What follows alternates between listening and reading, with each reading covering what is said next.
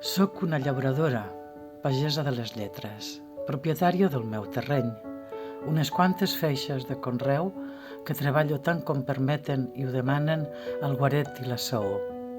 No les cultivo reunides en una de gran, estan trenades per camins diferents i canals de rec, com un cor. Dec molt a la terra i no parlo de diners. Li dec la casa de la meva bellesa i el fet mateix d'escriure.